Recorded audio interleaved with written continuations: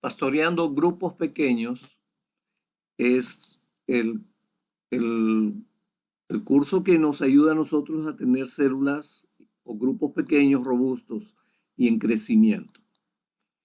Y esta es la clase 3 y vamos a hablar acerca de entendiendo el don de pastor. Y esta es la primera parte porque vamos a tener otra parte complementaria. Ok, dice Mateo 9:37, la mies es mucha, pero los obreros son pocos.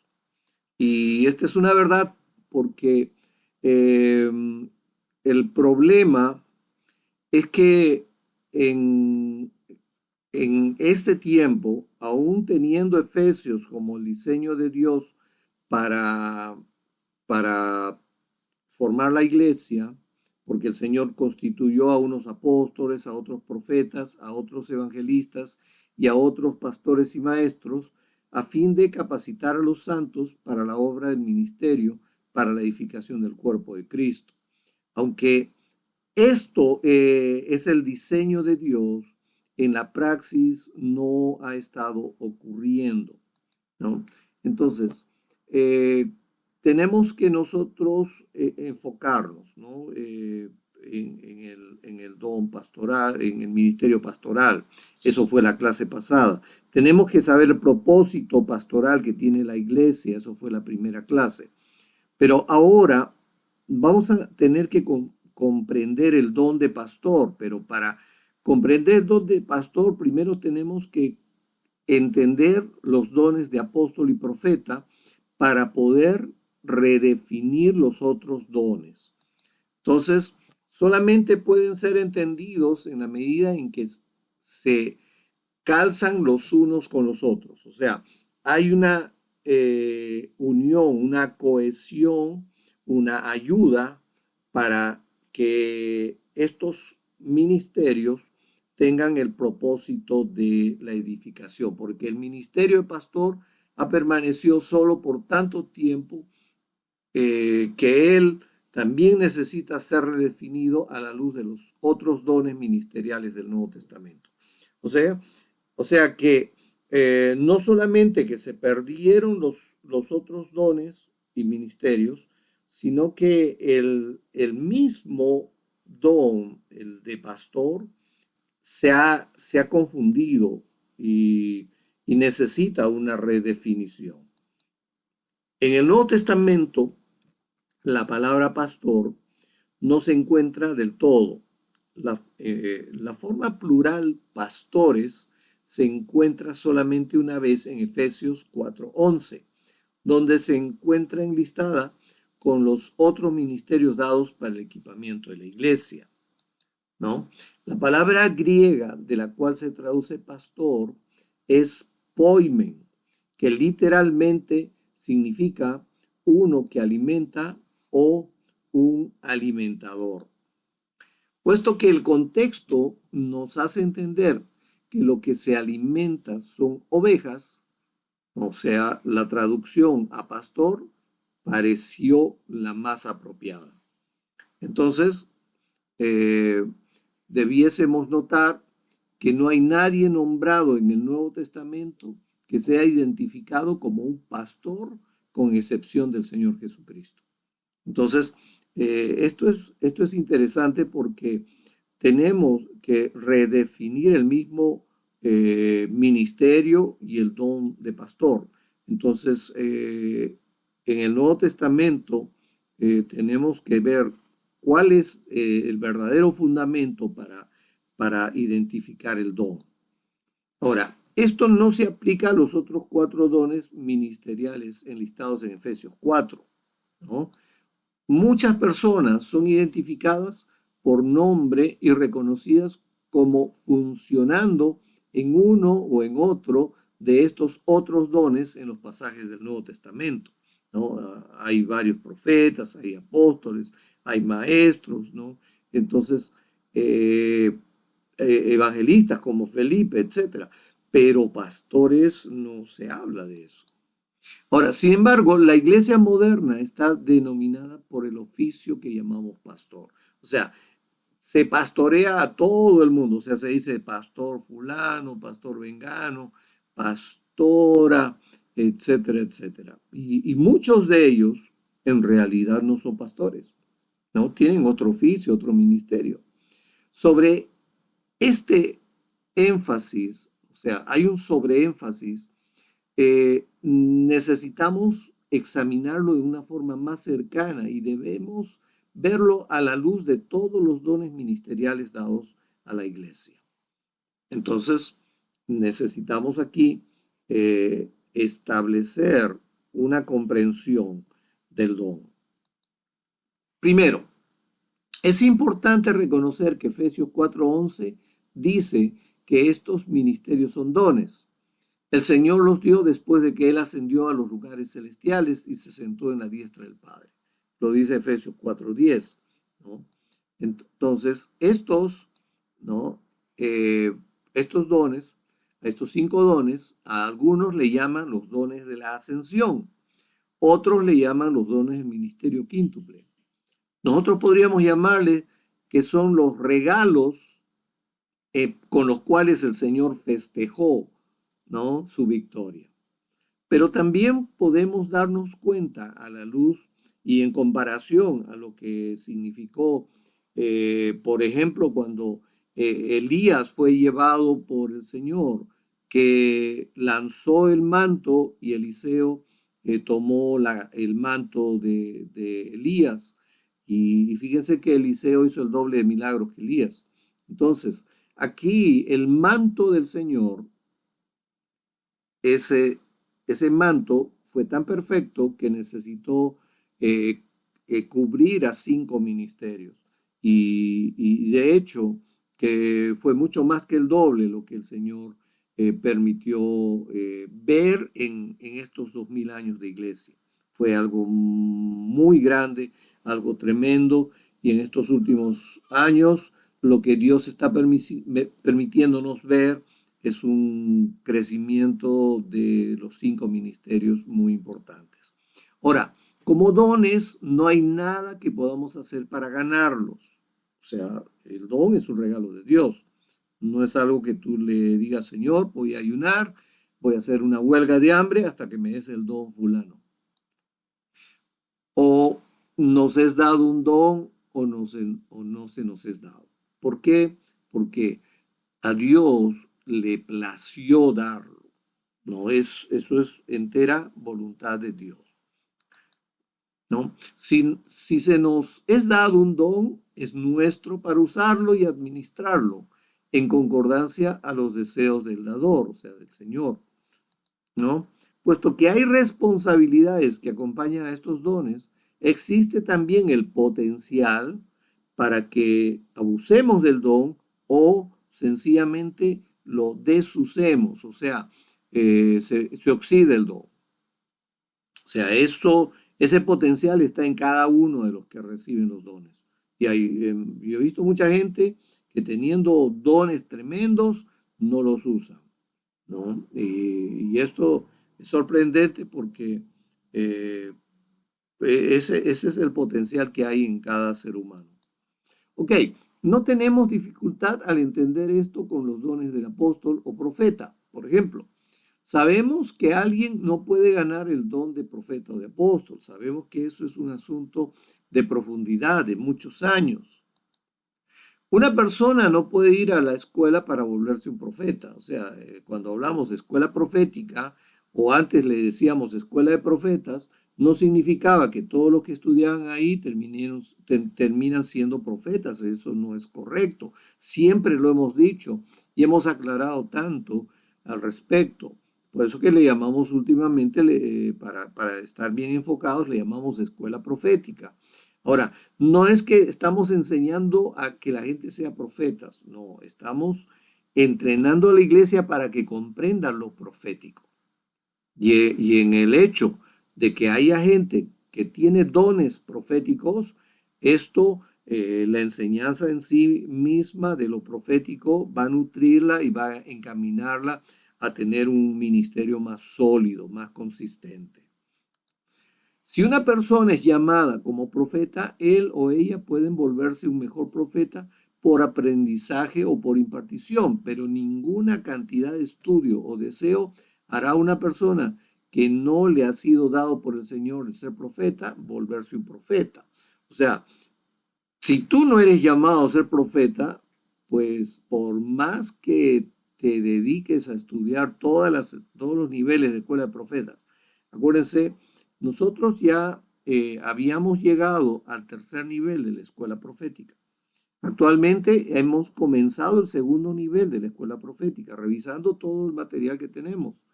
Y, y esto, ¿qué significa? Los que ya estudiaron el tercer nivel, no significa que por haberlo estudiado se convirtieron en profetas, porque el ser llamado a ser parte de este oficio, de este don profético, fue algo que Dios lo dio, no fue algo que ellos lo buscaron y lo consiguieron.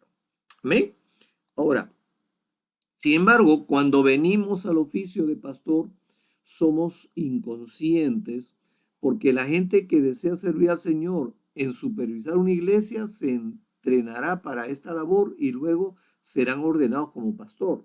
Fíjense, aquí hay un problema porque en realidad el cuidado de una iglesia tiene que ver con otros dones y otras habilidades más que un simple,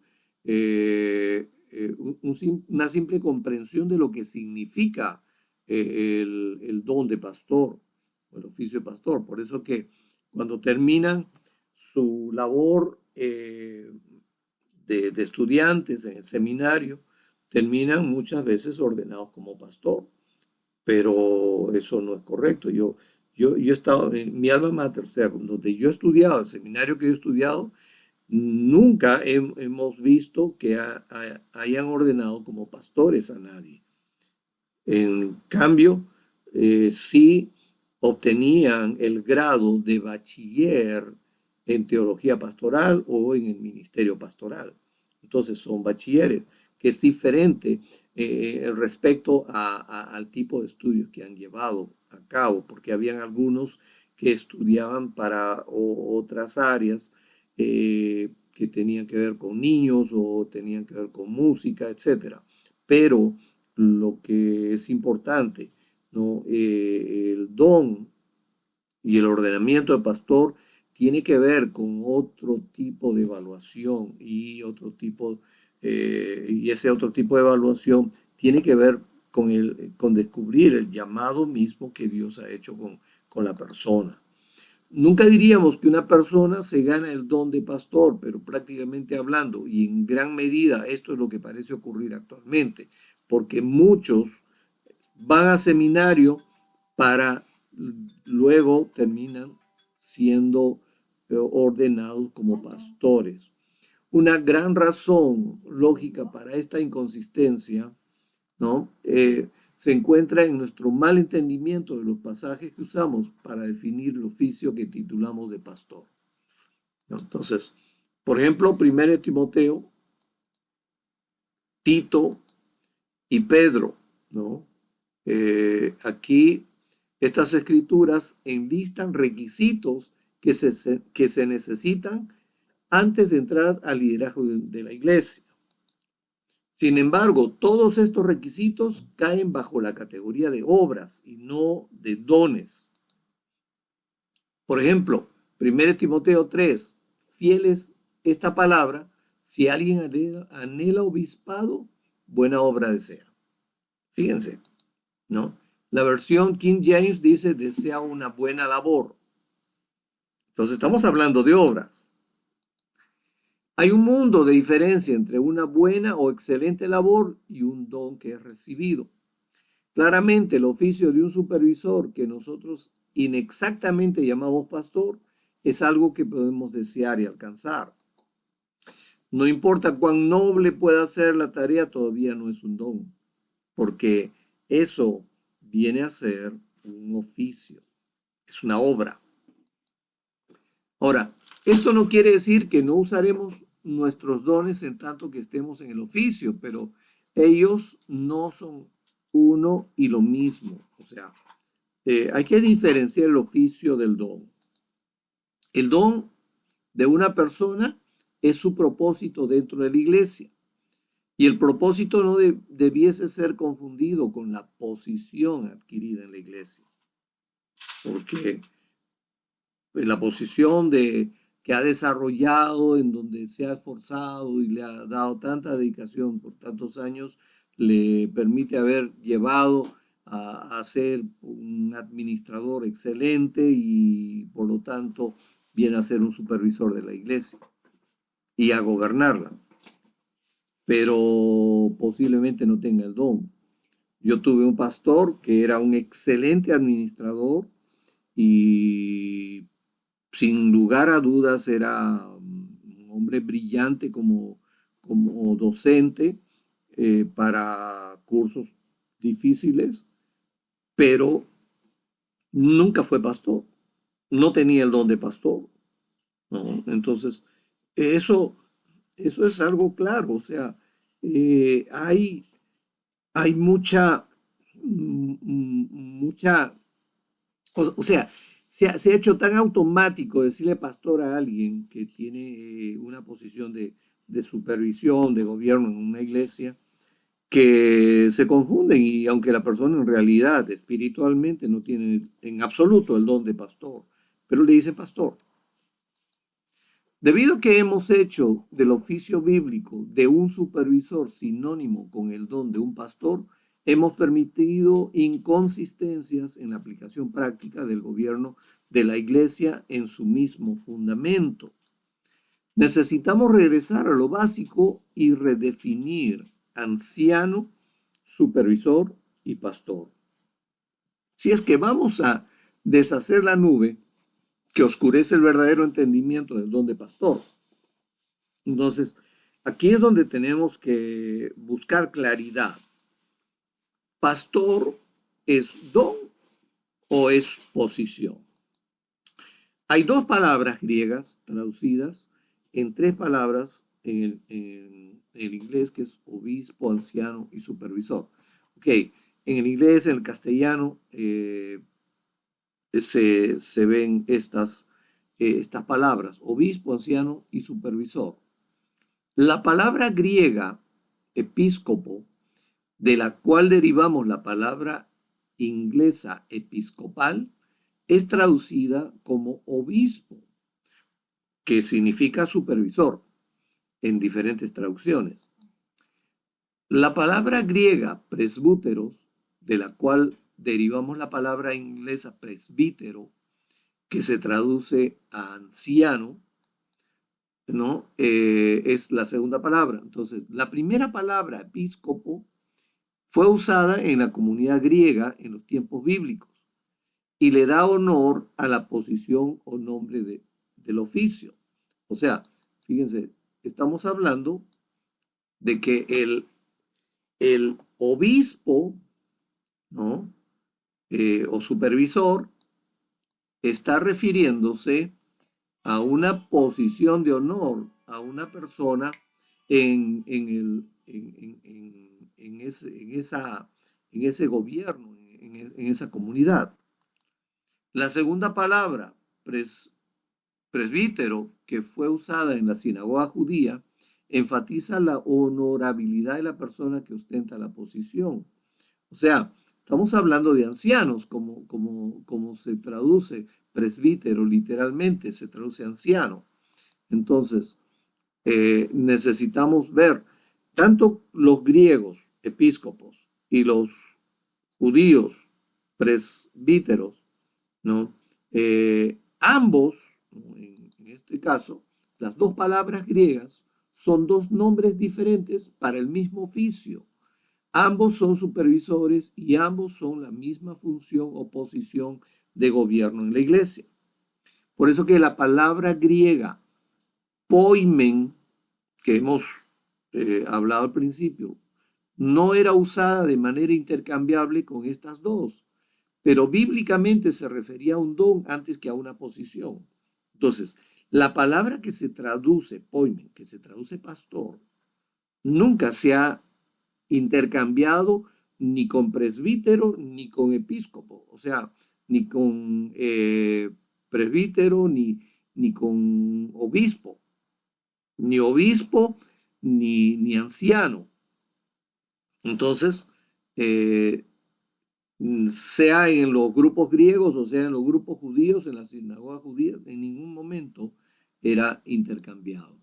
Jesús hizo esta distinción en la parábola del pastor y la oveja en Juan 10, en la cual separa al pastor de las ovejas y el que guarda la puerta. Fíjense, en Juan 10, verso 1 dice, el que no entra al redil de las ovejas por la puerta, sino que sube por otra parte, ese es ladrón y asaltante. Pero el que entra por la puerta es el poimen, el pastor. O sea, poimen, no se olviden, significa el que alimenta a las ovejas. A él le abre, ¿quién? El portero. Y las ovejas oyen su voz y a sus ovejas las llama por nombre y las conduce afuera. O sea, ¿a quién conoce las ovejas? Al pastor, pero ¿quién es el que abre la puerta? Es el poimen, es el supervisor. Entonces, a lo largo de la Biblia, los porteros, esos son los ancianos, son los episcopos, los presbíteros, no, presbíteros, los episcopos, los que son obispos o los que son ancianos, esos son los porteros. El nombre se refería a la posición de autoridad ostentada y no al don ejercitado por el individuo en la posición. Porque el que tiene el don es el que llama a las ovejas y las ovejas le siguen. Es el que está en convivencia con las ovejas. Pero el que abre la puerta, el que tiene la autoridad de abrir la puerta y cerrarla para que no salgan, ese es el anciano, es el presbítero, es el episcopo. No hay ni un solo ejemplo de un pastor en el Nuevo Testamento, ¿no? Bíblicamente vemos ancianos, obispos y supervisores, siempre en plural. Además, nunca vemos un ejemplo de lo que llamamos una iglesia local, sino que vemos la iglesia en las ciudades, mencionadas como una única iglesia. Por ejemplo, la iglesia de la ciudad de Roma, o la iglesia de la ciudad de Tesalónica, o la iglesia en Filipos, pero nunca una iglesia de tal o cual creencia particular o denominacional. No, se habla, por ejemplo, de la iglesia de Antioquía, que fue el primer lugar en donde se les llamó cristianos a los del camino, ¿no? Pero no se habla de una iglesia denominacional, no, estos eran los pentecostales y estos eran, no, ni siquiera, miren, después de que se aclaró el tema de la circuncisión, una vez aclarado con el Concilio de Jerusalén, ya ese asunto no más tuvo que ver. Por eso que el apóstol Pablo tenía autoridad cuando escribe Gálatas para enfocar a los que estaban confundidos con el tema de la circuncisión. Y no se hable más. El Concilio de Jerusalén fue claro y fue contundente y fue definitivo. Los que no habían sido judíos también podían ser salvos porque era demostrado. Era un asunto demostrativo, era un asunto en el que Dios estaba derramando su gloria en la gente que no había sido parte del pueblo escogido. Entonces esto es importante, no tenemos ejemplos de iglesias locales o denominacionales o particulares. Tenemos más bien una iglesia en una ciudad y advertencias, por ejemplo, de los pensamientos gnósticos que querían entrar a la iglesia, y esto es otra cosa, pero no hay tal cosa como la que actualmente ocurre, en donde estamos más divididos que, que podríamos decir que partidos políticos. Ahora, así que si tomamos estas cosas y las aplicamos a nosotros mismos, entonces debiésemos percibirnos a nosotros mismos como cada uno siendo un anciano o supervisor sobre nuestra congregación particular y ver esta reunión como una parte de la iglesia en la ciudad y nosotros los ancianos de la iglesia en nuestra ciudad particular. O sea, si tú eres un pastor o sea, tienes una responsabilidad de supervisar una congregación, pues tú tendrías que pensar en el cuerpo de la iglesia en la ciudad. Pues no deberíamos estar pensando en denominaciones, pero eso no se está dando, ¿no? Lamentablemente no se está dando. Ok, es todo por hoy. Estamos en expectativa de conversar ahora, eh, respondiendo algunas preguntas. Si ustedes quieren, pueden escribir al correo electrónico y yo les voy a responder sus preguntas. Que el Señor los bendiga. El correo es minsantuario@yahoo.com y estaremos respondiéndoles. Muchas bendiciones para todos.